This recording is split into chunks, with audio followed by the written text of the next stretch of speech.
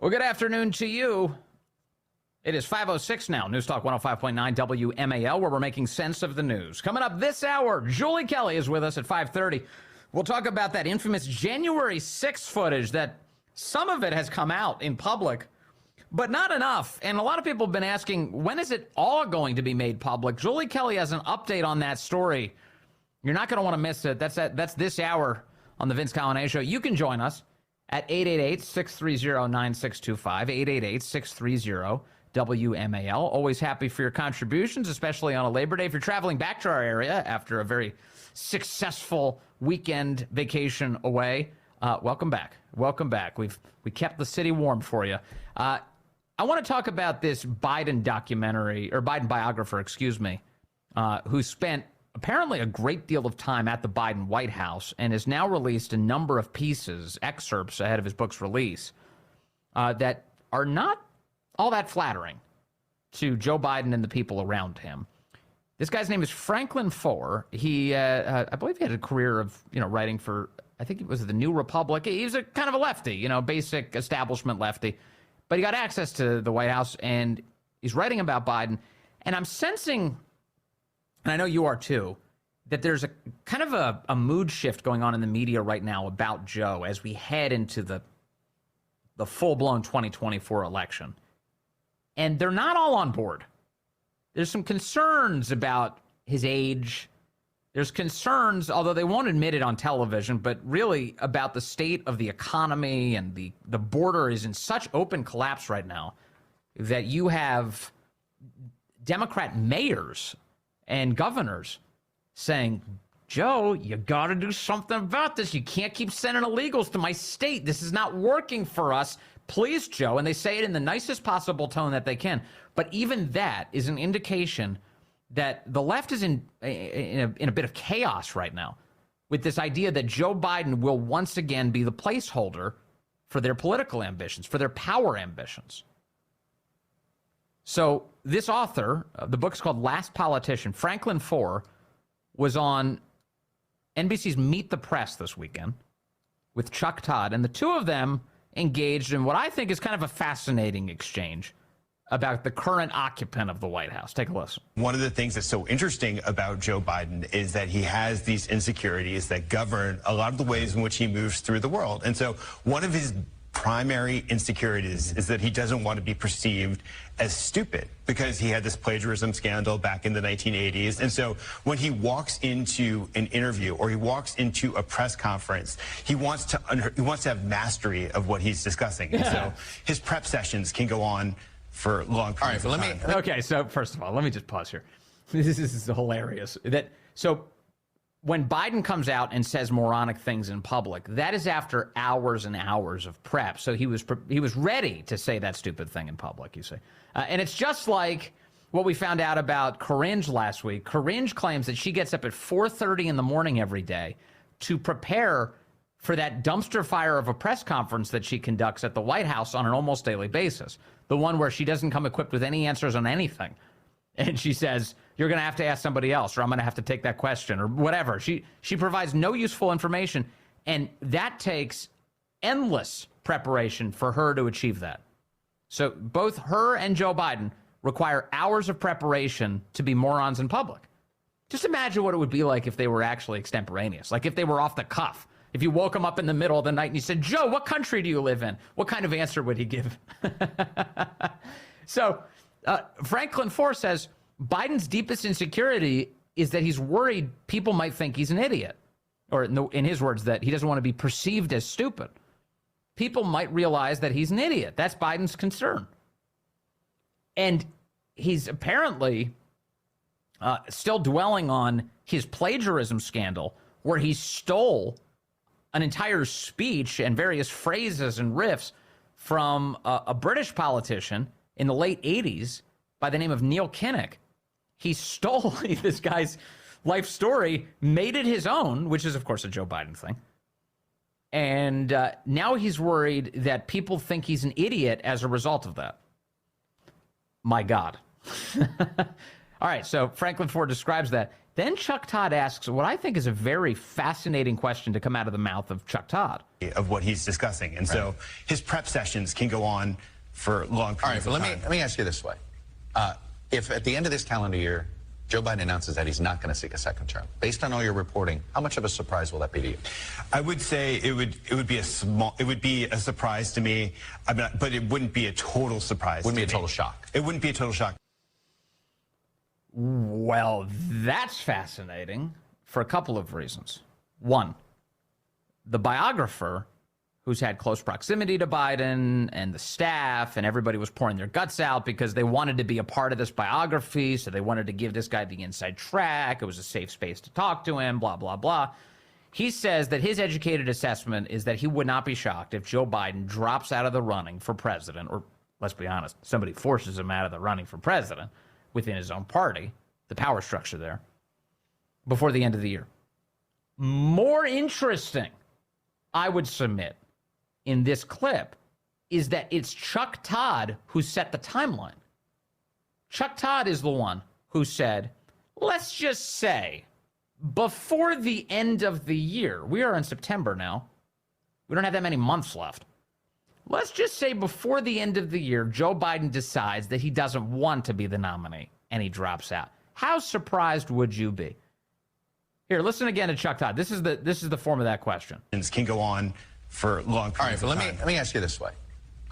If at the end of this calendar year, Joe Biden announces that he's not going to seek a second term, based on all your reporting, how much of a surprise will that be to you? Okay, so he didn't say if at any point Joe Biden drops out. He didn't say, maybe next year Joe Biden, as we come close to the convention, Democrats decide they want to go with somebody else. He gave a very specific timetable, didn't he?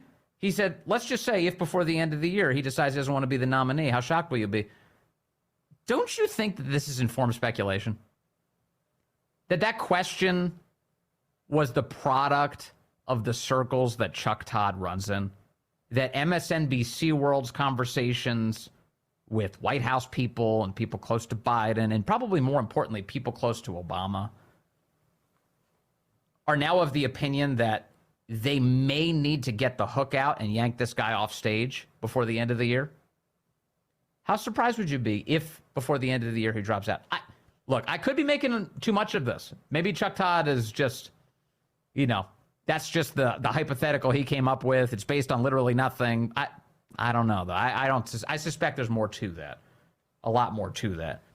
And for them to feel safe enough to have this conversation on a left-wing television show, to be in a position where they're speaking openly now about the idea that Joe Biden will be supplanted with their audience. Now, one thing that we should emphasize here is that nobody wants to see Joe Biden run again, and that includes on the left. 77% of the country right now thinks that Joe Biden should not run again for a second term. He's too old, they say, but what they really mean is that he's too senile and feeble to have that job. It's not actually about the number, it's about the performance.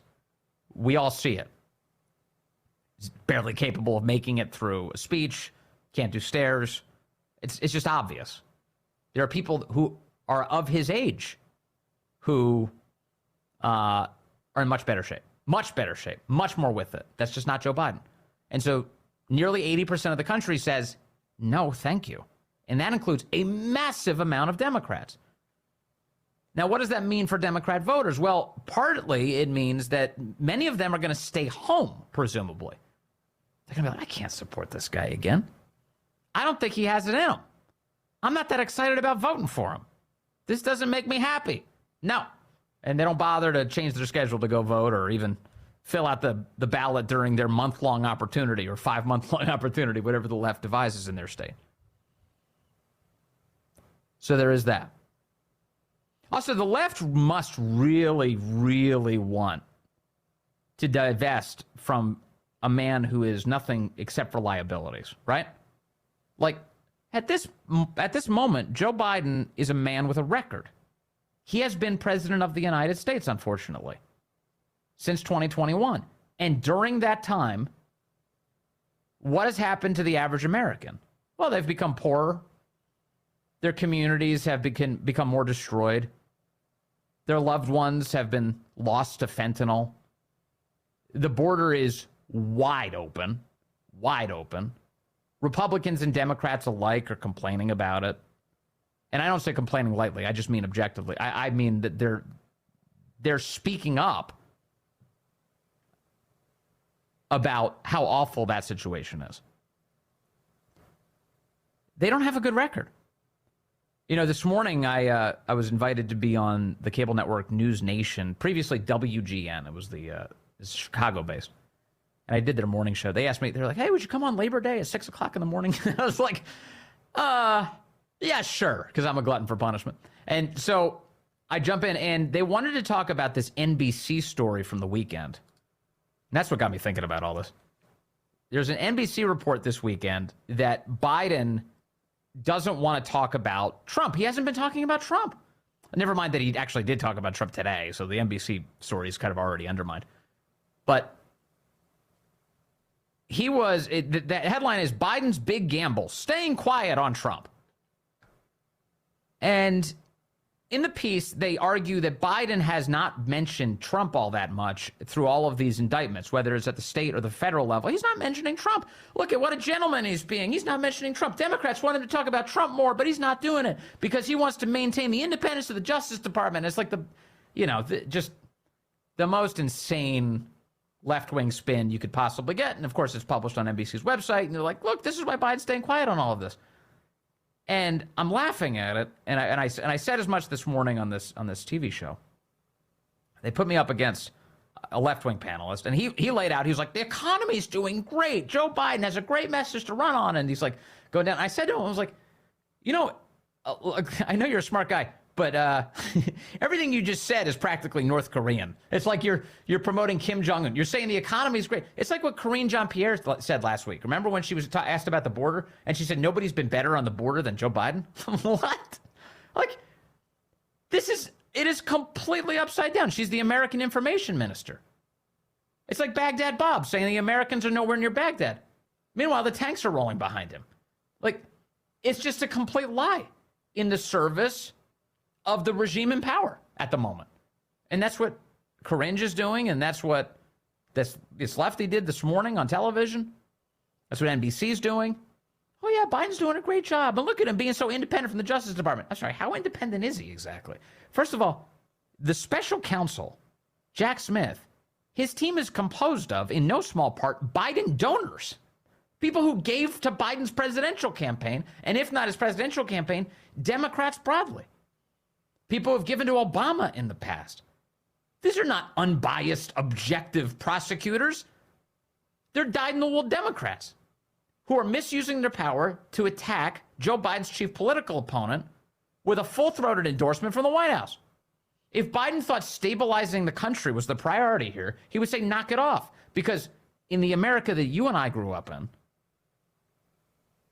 the Justice Department is responsive to the executive. It is the executive branch. It's responsive to the chief executive, who is the president of the United States. And so a responsible president would say, no, you are not to look into. You are not to investigate. You are not to, well, you can look into whatever you want, but you are not to indict my political opponent.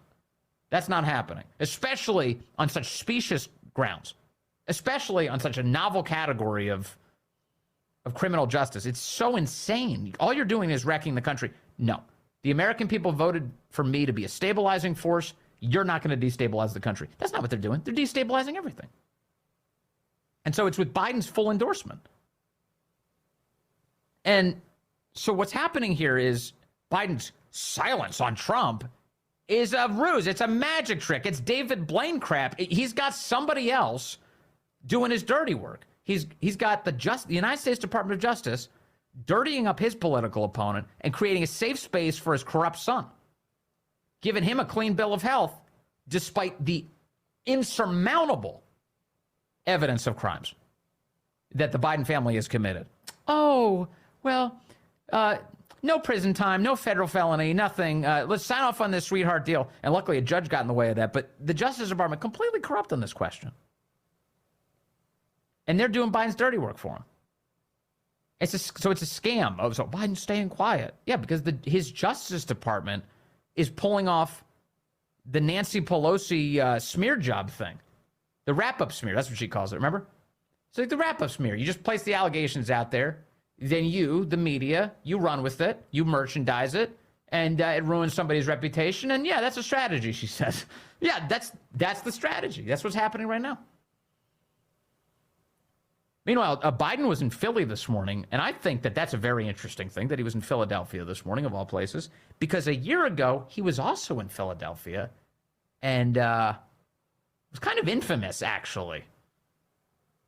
And you know, it wasn't that long ago we were losing jobs in this country. In fact, the guy who held this job before me was just one of 2 presidents in history. He was but here's an important point, one of 2 presidents in history that left office with fewer jobs in America than when he got elected office. Okay, is that Biden telling us that he would have kept the economy wide open? He wouldn't have shut down a thing? Is that what Joe Biden's saying? He's saying the shutdowns were a bad idea, that maybe we should have less government in our lives? Is that what Joe Biden's saying? Because it was the government who did all that. And Joe Biden played a huge role in helping to destroy as much of the economy as he could when he got in office. Biden in Philadelphia today, it was just a year ago where he gave that blood-drenched speech calling MAGA extremists the real problem in America. More on that coming up. And Julie Kelly just around the corner.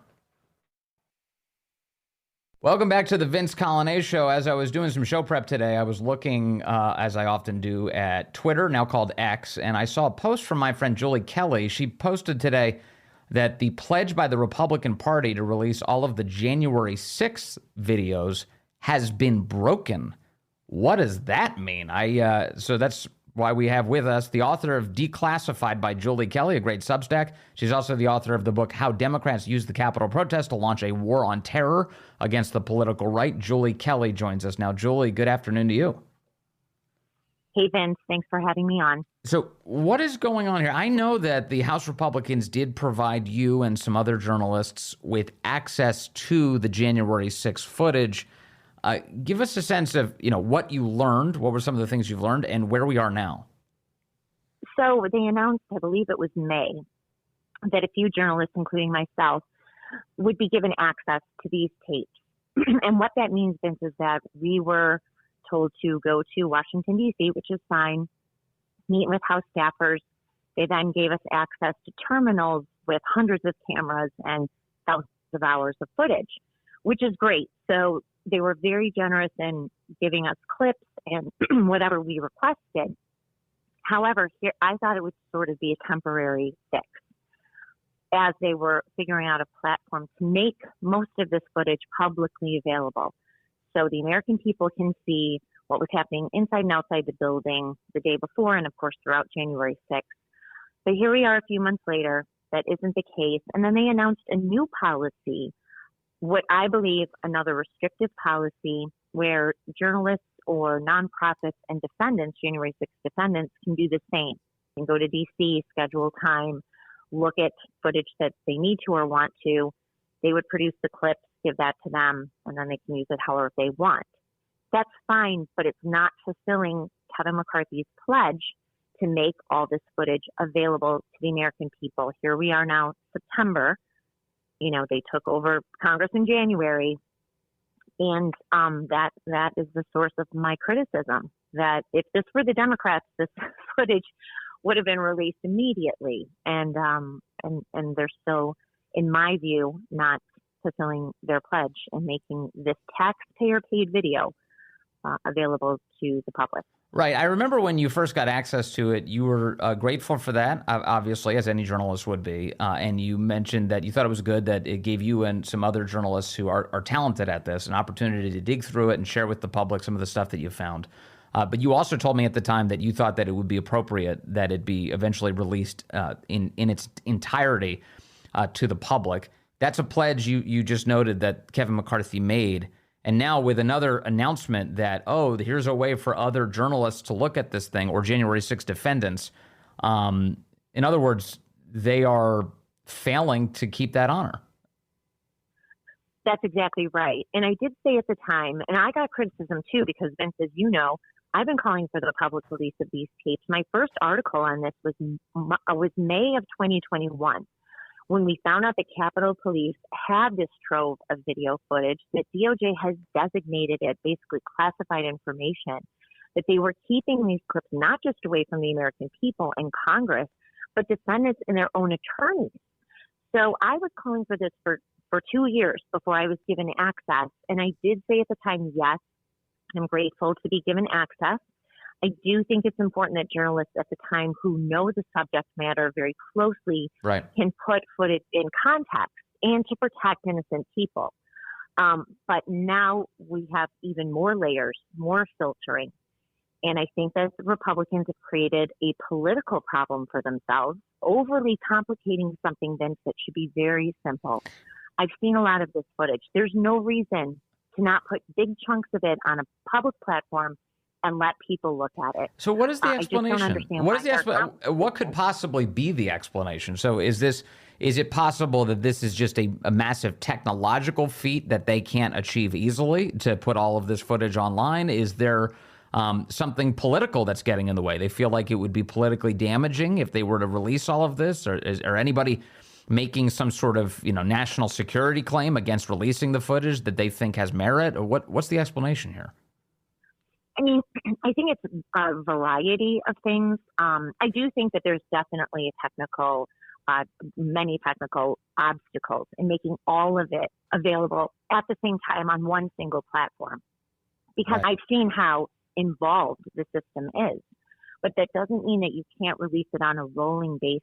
As I said, big chunks of video inside and outside the building at key moments, what people want to look at. So my suspicion is, in most cases, Vince, it's always the lawyers who are messing things up. So I would suspect that it's probably House lawyers fighting with Capitol Police who believe that this video belongs to them and not the American people. Capitol Police, I believe, are the ones who have probably complicated this, making it much more controversial, as I said, than it needs to be. It's amazing. So let me backtrack to what you have discovered. So I know you and John Solomon and others had access to this.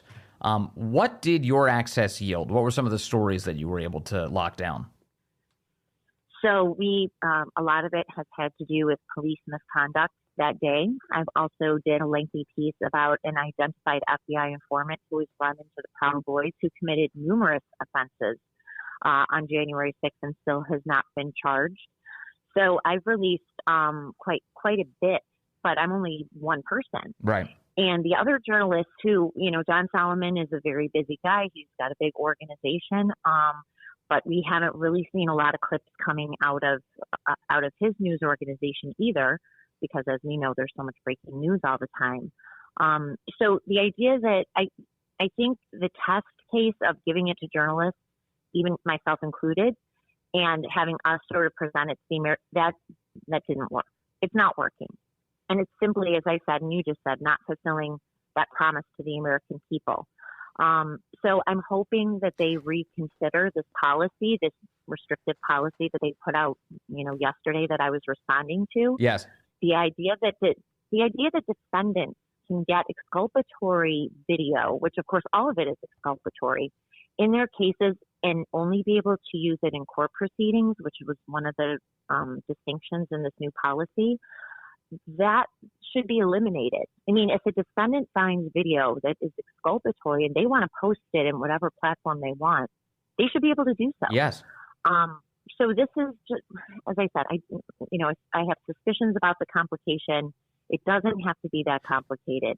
But this is footage that is important as Vince. They continue to arrest people every single day. Right. The DOJ, Matthew Graves' office, FBI is not stopping. And what really is enraging people is the human catastrophe that's happening with this prosecution. A 22-year-old boy took his own life last week after he was charged and arrested on 4 misdemeanors. He was 19 on January 6th. He and his family have been tormented by this FBI. He sees what happens to January 6ers, how their lives are destroyed. He's a young man, was a young man, and took his own life rather than be branded an insurrectionist and domestic terrorist for the rest of his life. So this is still ongoing. That's why it's imperative that we see not just the videos, Vince, all the documents, all the emails, all the records between Capitol Police, Nancy Pelosi's office, D.C. Metro Police, the FBI. This is taking a tragic human toll on thousands of American families, and they're not stopping. So this is the only way we can try to defend the people who are being tormented and destroyed by the DOJ and FBI. Julie, a moment ago, you said that the footage that you and other journalists were provided, it was, that idea was tried, and you said it didn't work.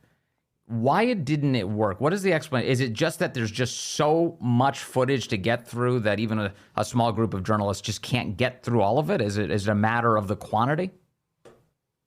I think both. I know for me, Vince, there's just so much breaking news all the time. Yeah. That we're trying to cover, the Trump indictments and other issues that are coming up. Yes. So any journalist is limited in, their ability to cover a lot of things at one time. So I know for me, it's just been a time squeeze as I'm trying to cover these trials. For sure. And I can tell you, having done this for some time, that in journalism, especially investigative journalism, it's hard to dive into something when you don't have at least a semblance of what you're going to have at the end of your story. So it's hard to dive into it and just kind of feel around in the dark and hope something happens upon you. That's not a good use of your time. So you're reporting on the things that are the sure things as much as possible. But there's a lot of footage here. And so, you've obviously made a judgment now that, man, there's just so much to get through. At this point, we need the public involved in digging through it. Do I have that right? I believe so. I mean, look, it would behoove me, right, to hoard this footage for myself, right, and to selectively release it with my reporting attached to it. But that's not fair. And that's just not in the best interest of the truth and reality, in getting the facts out. And as I said, it's not fair to the defendants and their families who are being destroyed.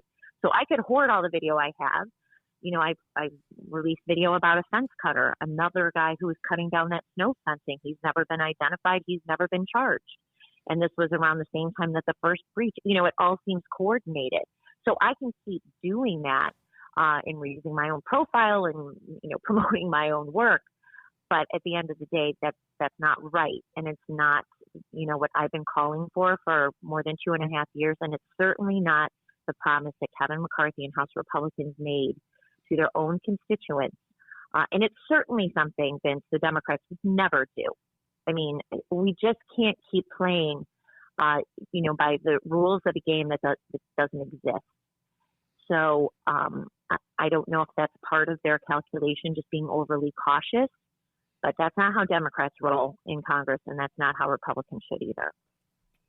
What do you think is going on with Kevin McCarthy? He made a lot of promises to conservatives when he came in, that he would govern as a conservative, that he would, I know we're entering these spending fights, that he would pass 12 clean spending bills. He's floated the word impeachment for multiple Biden officials, to include Alejandro Mayorkas and Joe Biden himself. He made commitments about releasing this footage. But what ends up happening quite often is he either pays lip service to these issues or he only kind of half delivers. What do you make of his time as speaker so far? I mean, I think he's got his hands full. There's no doubt. I think that he has enabled people like James Comer to really dig in and produce all of these bombshells with the Biden family.